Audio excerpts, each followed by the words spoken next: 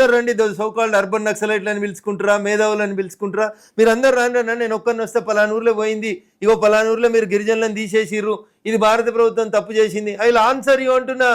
నువ్వు తోలుకపోయినా ప్రభుత్వమే సార్, అది కాంగ్రెస్ ఉండనివ్వండి, బీజేపీ, మీరు ఎందుకు బీజేపీని అనుకుంటున్నారు? 12 నుంచి ఈ దేశంలో అధికారంలో ఉంది మేము. మార్చి 31 వరకు నక్సల్స్ ఏర్పారేస్తామని చెప్పిన స్టేట్మెంట్ ఇచ్చింది మా నాయకుడు, మా ప్రభుత్వం, భారత ప్రభుత్వం, భారతీయ జనతా పార్టీ ప్రభుత్వం, ఎన్డీఏ ప్రభుత్వం. నేను తీసుకోకపోతే ఎవరు తీసుకుంటాడు? కాంగ్రెస్ వాడు ఎందుకు తీసుకుంటాడు?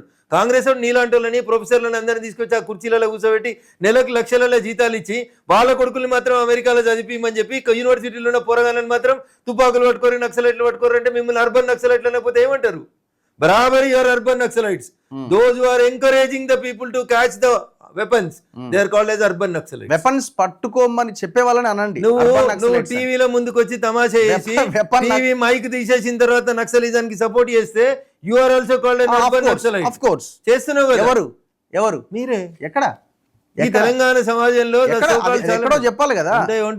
మైక్ తీయగానే ఎక్కడ వస్తారు? అరే ఎక్కడ ఇన్వెస్టిగేషన్ టీంలు వస్తే ఉంటున్నా. ఖచ్చితంగా not a police officer. Raghu ఎవరితో మాట్లాడిండు, ఏం చేసిండు, ఇడ్మా దగ్గరికి పోయి ఏం మాట్లాడిండు, ఇడ్మా తల్లితోటి ఏం మాట్లాడిండు, తర్వాత ఎవరికి వాట్సాప్లు పెట్టిరు.